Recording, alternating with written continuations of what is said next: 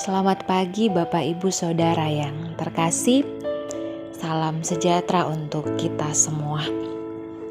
Bersyukur untuk kasih dan penyertaan Tuhan dalam kehidupan kita, untuk kesempatan di mana kita boleh beristirahat, dan pada saat ini pun Ia boleh menganugerahkan nafas yang baru, kesehatan dan kekuatan bagi kita semua, sehingga kita boleh kembali berjumpa dalam renungan harian Sabtu 17 Desember 2022. Mari bersama kita berdoa.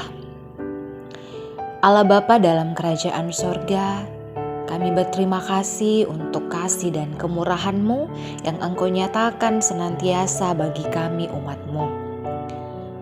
Pada saat ini Tuhan, untuk melanjutkan setiap kegiatan kami mau bersama membaca dan merenungkan firman-Mu. Roh Kudus akan menolong kami untuk memahami apa yang kami baca dan boleh kami dengarkan bersama pada saat ini. Sekiranya firman ini Tuhan boleh kami lakukan dalam menjalani setiap kehidupan kami. Ampunilah segala dosa kami. Di dalam nama Yesus Kristus, itulah Tuhan dan Juru Selamat kami. Amin. Mari Bapak Ibu Saudara, kita bersama membuka Alkitab kita dari Kitab Yohanes pasal 3 ayat 22 sampai ayatnya yang ke-36. Firman Tuhan, kesaksian Yohanes tentang Yesus. Sesudah itu Yesus pergi dengan murid-muridnya ke tanah Yudea, dan Ia diam di sana bersama-sama mereka dan membaptis. Akan tetapi Yohanes pun membaptis juga di Ainon dekat Salim, sebab di situ banyak air dan orang-orang datang ke situ untuk dibaptis, sebab pada waktu itu Yohanes belum dimasukkan ke dalam penjara. Maka timbullah perselisihan di antara murid-murid Yohanes dengan seorang Yahudi tentang penyucian.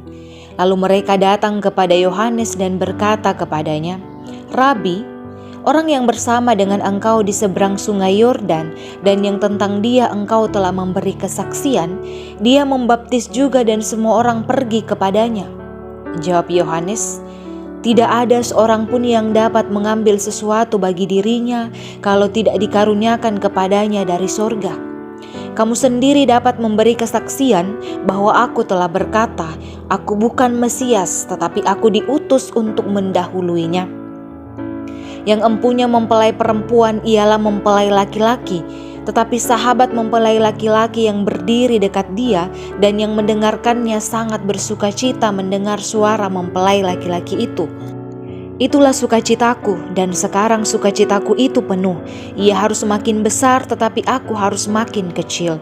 Siapa yang datang dari atas adalah di atas semuanya. Siapa yang berasal dari bumi termaksud pada bumi dan berkata-kata dalam bahasa bumi. Siapa yang datang dari sorga adalah di atas semuanya. Ia memberi kesaksian tentang apa yang dilihatnya dan yang didengarnya, tetapi tak seorang pun yang menerima kesaksiannya itu. Siapa yang menerima kesaksiannya itu, ia mengaku bahwa Allah adalah benar. Sebab siapa yang diutus Allah, dialah yang menyampaikan firman Allah, karena Allah telah mengaruniakan rohnya dengan tidak terbatas. Bapa mengasihi anak dan telah menyerahkan segala sesuatu kepadanya. Barang siapa percaya kepada anak, ia beroleh hidup yang kekal. Tetapi barang siapa tidak taat pada anak, ia tidak akan melihat hidup, melainkan murka Allah tetap ada di atasnya. Amin.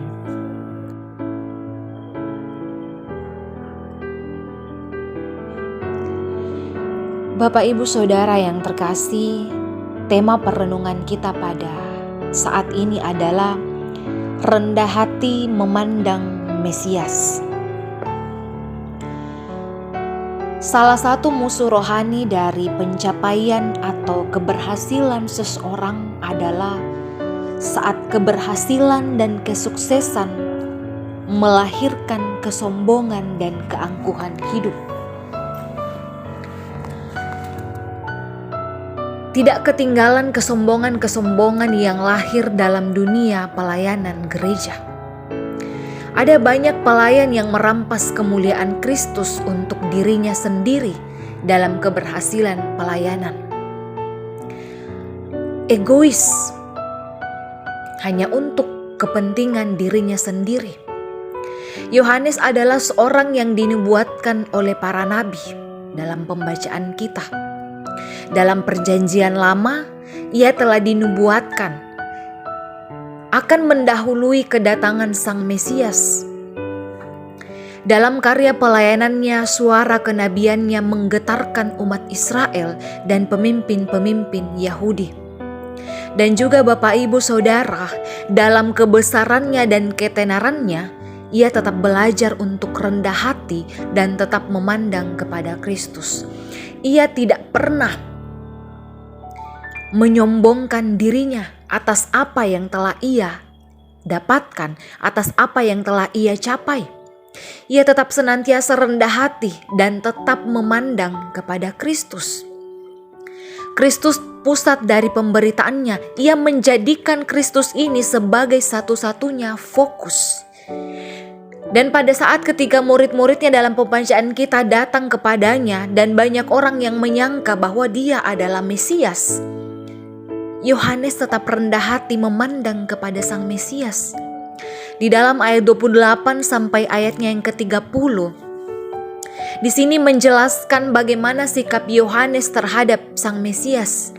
Yohanes di sini mengatakan bahwa kamu sendiri memberi kesaksian bahwa aku telah berkata, aku bukan Mesias, tetapi aku diutus untuk mendahuluinya. Lalu ayat yang ke-30 disebutkan bahwa ia harus makin besar tetapi aku harus makin kecil. Di sini terlihat begitu jelas Bapak Ibu Saudara bahwa Yohanes terus belajar menjadi pribadi yang rendah hati dalam segala pencapaian pelayanan yang telah ia lakukan. Ia tidak merampas kemuliaan Kristus dengan meninggikan dirinya dengan kemampuan yang ia miliki. Ia terus belajar rendah hati agar Kristus ini yang dimuliakan dalam setiap keberhasilannya. Bapak Ibu Saudara, dalam perjuangan kita, baik itu dalam usaha, pekerjaan, dan juga pelayanan, setiap kita dapat saja berhasil dan memperoleh kesuksesan. Oleh karena itu Bapak Ibu Saudara, ketika kita mendapatkan pencapaian lebih, ketika kita merasa berhasil dalam setiap usaha yang kita lakukan, baiklah kita tetap rendah hati. Jangan pernah tinggi hati atas pencapaian yang kita miliki. Kita perlu mengingat pencapaian yang kita miliki, apa yang kita miliki itu semuanya adalah anugerah daripada Tuhan. Kita tetap senantiasa rendah hati atas kesuksesan dan semua yang diperoleh dalam kehidupan kita ini. Firman Tuhan katakan dari kitab Amsal 18 ayat 12, tinggi hati mendahului kehancuran, tetapi kerendahan hati mendahului kehormatan. Tetaplah jaga diri kita, tetaplah kita rendah hati dan senantiasa menjadikan Tuhan sebagai fokus kita. Dan marilah kita senantiasa meninggikan Dia di dalam setiap pencapaian yang kita dapatkan di dunia ini. Amin. Mari berdoa. Dalam menjalani setiap kehidupan ini, sukacita dan dukacita silih berganti terjadi. Kami mengalami setiap hal ini dalam kehidupan ini. Terkadang kami menjalani kehidupan ketika berharap kepada Tuhan, ketika kami berusaha kami mendapatkan kesuksesan. Tetapi terkadang pun Tuhan kami gagal, kami jatuh, tetapi kami tidak sampai tergeletak. Sekiranya Tuhan firman yang boleh kami baca, boleh menguatkan iman kami, di mana kami boleh senantiasa mengingat untuk setiap pencapaian yang kami alami dari dalam kehidupan ini, semuanya asalnya daripadamu. Kami tidak berhak untuk meninggikan diri kami. Kami tidak berhak untuk menyombongkan apa yang kami dapatkan, apa yang kami capai. Tapi yang kami tinggikan dalam setiap pencapaian kami, itu hanyalah Engkau.